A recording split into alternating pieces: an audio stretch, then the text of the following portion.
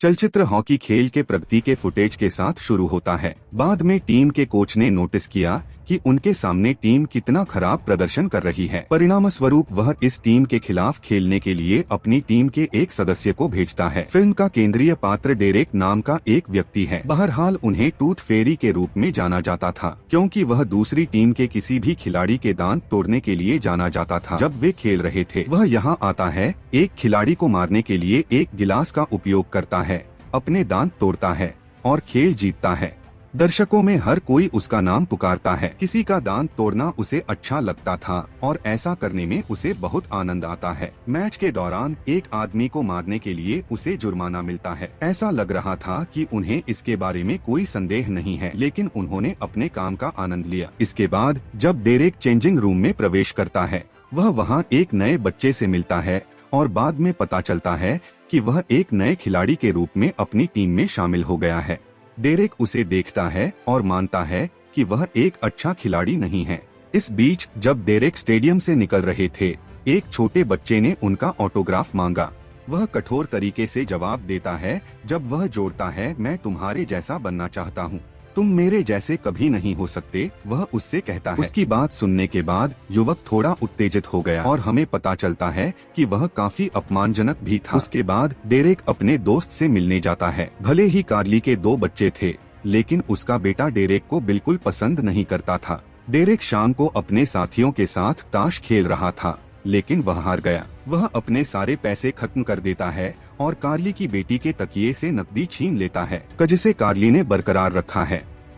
जब आपका दांत टूटता है तो वह अपनी बेटी को चेतावनी देती है, सोते समय इसे वहीं रखें, टूथ फेरी आएगी, आपके दांत चुराएगी और आपको पैसे देगी। दर्शकों में हर कोई उसका नाम पुकारता है। दांत परी ने मेरे दांत ले लिए, लेकिन उसने मुझे कोई पैसा नहीं दिया, वह अपनी माँ को बताती है। कार्ली को अब पता चलता है कि डेरेक ने अपने पास रखी नकदी ले ली होगी। वह उसे कड़ी फटकार लगाती है और कहती है, तुमने अच्छा नहीं किया। डेरेक को एक रात अपने तकिए के नीचे परियों के साम्राज्य से एक संदेश मिलता है। जब डेरेक ने यह देखा तो वह चौंक गया, लेकिन तभी उसके पंख दिखाई दिए। उसके बाद उसके धड़ पर एक गुलाबी पोशाक दिखाई देती है। वह फिर परियों के दायरे में प्रवेश करता है, जहां उसका सामना मैनेजर से होता है। उस दिन के बाद से माइकल को किसी ने नहीं देखा। एक वरिष्ठ परी जो एक बार मुख्य परी के डोमेन की अध्यक्षता करती थी, तब दिखाई देती है। अब हम लॉरी, वही महिला को देख सकते हैं। 2 सप्ताह तक यहाँ परी बनकर सेवा करने के बाद यहाँ श्रम करने के लिए मजबूर करने का दंड आपको मिलता है। आपके द्वारा की गई कोई भी गलती कठोर सजा का परिणाम होगी। मुखिया फिर उसके साथ सभी नियमों से गुजरता है।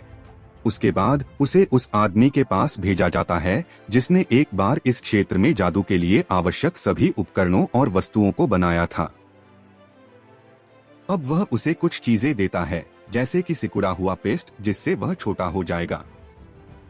दूसरा चूर्ण इतना गुणकारी था कि किसी की याददाश्त को पूरी तरह से मिटा सकता था। तीसरा अदृश्य स्प्रे था जिसने उसे गायब होने दिया।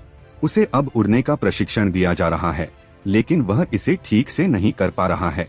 जब अगली सुबह बिस्तर पर पहली बार उसकी आंखें खुलीं तो उसे लगा कि यह एक सपना है। इसके बाद वह अपनी संवेदना व्यक्त करने के लिए कार्ली के घर जाते हैं, अपने पिछले व्यवहार के लिए, जिसके लिए उसने अपनी बेटी के पैसे लिए। अब कार्ली ने उससे घर पर अपने बच्चे के साथ रहने की विनती की, क्योंकि वह अपनी बेटी के साथ जाने के लिए जा रही है। वह कार्ली के बेटे से बात करने की कोशिश करता है, लेकिन वह उसके लिए बिल्कुल भी तैयार नहीं है। बाद में जब डेरेक उसके साथ चर्चा शुरू करता है, तो वह उससे बात करना शुरू कर देता है। डेरेक को पता चलता है कि कार्ली का बेटा संगीत का कितना आनंद लेता है। कार्ली अंततः इसे घर बनाती है और डेरेक ने उसके लिए रात का खाना तैयार किया है। वह वास्तव में उसे बताना चाहता है कि वह उसे पसंद करता है, लेकिन रात के खाने के दौरान उसके पंख दिखाई देते हैं। वह छुपाता है क्योंकि वह उन्हें छिपाने का प्रयास कर रहा था। इसी बीच उसे परियों के मैनेजर की दुनिया से फोन आता है, जो जब डेरेक उसके पास जाता है तो गुप्त रूप से उसे मिलने के लिए प्रोत्साहित करता है। वह डेरेक को सूचित करता है कि घर के सामने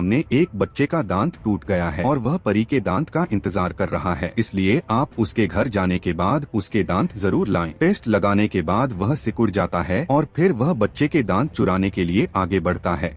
डेरेक को देखकर बच्चा भी जाग जाता है और डर जाता है। डेरेक कार्ली के घर जाकर भाग जाता है। उसने अगले दिन खेल में भाग लिया और उसके समाप्त होने के बाद वह स्टेडियम के मांस खंड से बाहर आता है। इस वजह से वह परियों की भूमि से एक नौकरी प्राप्त करता है जिसे उसे अवश्य करना चाहिए। उसकी चाय छूट गई क्योंकि उसने मैच पर ध्यान देना बंद कर दिया था। टीम के सदस्य इस बात से काफी परेशान थे, लेकिन वह किसी की बात पर ध्यान नहीं देते थे। वह बाथरूम में छिप गया जहां उसके पंख दिखाई दिए। उन्हें सभी ने छोड़ने का आग्रह किया, लेकिन सिकुड़े हुए पेस्ट को खाने के बाद वह वहां मैनेजर से मिलता है, जो उसे एक बच्चे के घर जाने और उसके दांत लाने की जिम्मेदारी देता है। बाद में वह बच्चे के घर जाता है और अपने रिश्तेदारों से मिलता है। फिर परी को बच्चे के दांत लेने के बाद देता है, क्योंकि उसने बच्चे के दांत गलती से दे दिए थे। उसका काम पूरा नहीं हुआ था और परी का सिर उस पर गुस्से से चिल्लाता है।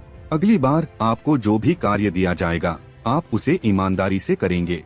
वह एक और नौजवान का उल्लेख करती है जो अभी तक सोया नहीं है और जिसके दांत उसे लाने की जरूरत है। वह मैनेजर के साथ बैठता है और बच्चे का इंतजार करने लगता है, क्योंकि वह टूथ फेरी बनने की ख्वाहिश रखता है। मैनेजर सभी परियों को देख रहा था। कुछ समय बाद डेरेक को पता चलता है कि उसका मिशन रद्द कर दिया गया है और वह घर वापस चला जाता है। अगली सुबह जब वह उठता है और अपनी बालकनी में जाता है, वह देखता है कि कार्ली अपने बच्चों को अपने साथ ले आई। वह अपनी बेटी के साथ जाने से पहले अपने बेटे को भी छोड़ने आई है। उसे डेरेक द्वारा एक गिटार स्टोर में ले जाया जाता है, जो चाहता है कि वह उसके लिए एक गिटार चुने। संगीत पसंद करने वाली एक महिला वहां तब पहुंचती है जब वह अभी भी गिटार बजा रहा होता है। एक और लड़का उसके पास आता है और उसे छेड़ना शुरू कर देता है, लेकिन डेरेक उसे डांटता है और उसे दूर धकेल देता है। यह कार्ली के बच्चे को पसंद आता है और वह और डेरेक अच्छे दोस्त बन जाते हैं। जब कार्ली शाम को सबको खाना परोसती है, इस बीच डेरेक अनुरोध करता है कि परियों की भूमि से नौकरी पाने के बाद हर कोई अपना घर छोड़ दे। डेरेक के आचरण ने कार्ली को कुछ स्तब्ध कर दिया और टूथ फेरी खेलने के बाद वह मैनेजर के पास जाता है। वह उसे अपने ऊपर अदृश्य स्प्रे लगाने का काम देता है। वह उसे स्प्रे करता है और फिर बच्चे के दांत लेने के लिए बच्चे के घर जाता है। वह इस बीच घर में सभी को डराते हुए एक टेबल से टकरा जाता है। उनका कुत्ता भी डेरेक को नोटिस करता है, लेकिन दांत निकालने के बाद वह भागने में सक्षम होता है और परी के दायरे में वापस जाता है।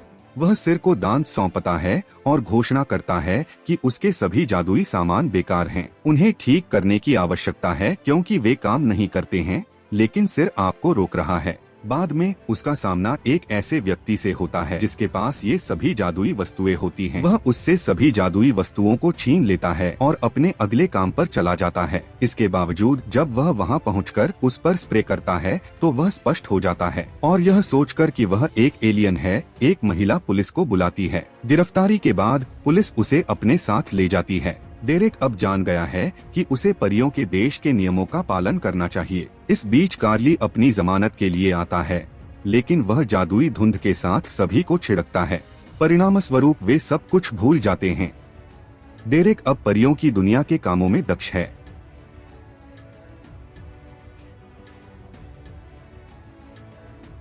इस कार्य को पूरा करते हुए उसे कैसा लगा? बॉस ने पूछा। डेरेक ने उसे भरोसा दिलाया कि अगर तुम चाहो तो तुम भी टूथ फेरी बन सकती हो। वह प्रबंधक को साथ लाता है ताकि वह उसके साथ अभ्यास कर सके। वह अपने मैच के लिए अपने कौशल का सम्मान करते हुए वहां कार्ली गिटार के बेटे को सिखाता है। उन्होंने अगले दिन अपने मैच में खराब प्रदर्शन किया। उसे कोच से कड़ी फटकार मिलती है, जिससे वह बहुत परेशान होता है। कार्ली अपने बच्चों के साथ आती है जब वह भयभीत होता है और घर लौटता है। उसे कार्ली के बच्चे द्वारा गिटार का अभ्यास करने के लिए कहा जाता है। जैसा कि डेरेक बेहद चिंतित और गुस्से में था। आप गिटार बिल्कुल भी अच्छा नहीं बजाते हैं, वह उस पर पलटवार करता है। अपने गुस्से के परिणामस्वरूप कार्ली का बच्चा उसके गिटार को नष्ट कर देता है। कार्ली भी उसके साथ अपना आपा खो देती है। बाद में उसका बॉस उसके घर आता है और अनुरोध करता है कि वह पार्टी में शामिल हो।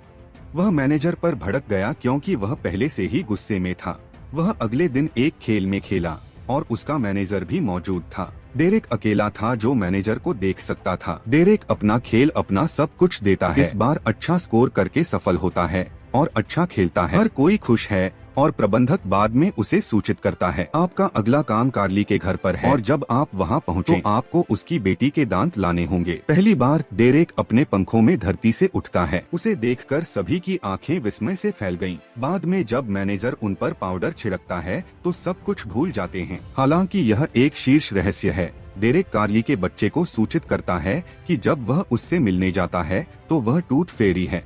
कार्ली का बच्चा यह सुनकर बहुत खुश हुआ। उसके पास जाने के बाद वह माफी मांगता है और अपने बेटे के वाद्य यंत्र को ठीक करने के लिए अपने जादू का उपयोग करता है। फलस्वरूप वह आनंद का अनुभव करता है। जब कार्ली ने इस पर ध्यान दिया तो उसने मान लिया कि डेरेक बच्चों को खुश करने के लिए इस तरह से काम कर रहा है। बाद में डेरेक कार्ली के बेटे को समय पर अपने संगीत समारोह में हवा में फेंक कर भेजता है। वह उसे नीचे करने के बाद उस पर पाउडर फेंकता है ताकि वह सब कुछ भूल जाए। दांत चुराने के बाद वह परी के लोक में लौट आता है। उसने सिर को बहुत प्रसन्न किया और उसके दंड के लिए उसे क्षमा कर दिया गया। एक बार जब वह अपनी याददाश्त खो देता है तो वह डेरेक को मैनेजर टूथ फेरी से बदल देती है। फिल्म के समापन पर डेरेक थिएटर में कार्ली से मिलने जाता है जहाँ वह अपने बेटे को प्रदर्शन करते हुए देख रही थी। वह उसके प्रस्ताव को स्वीकार कर लेती है जब वह उसे बताता है कि वह कार्ली को पसंद करता है। अंतिम दृश्य डेरेक एक खेल में भाग ले रहा है। वहाँ वह आदमी जो परियों के देश के लिए जादुई चीजें बनाता है वे उसकी सहायता करते हैं, भले ही वह उन्हें पहचानने में असमर्थ था क्योंकि सिर ने उसकी सारी यादों को मिटा दिया था। इस तरह फिल्म खत्म होती है।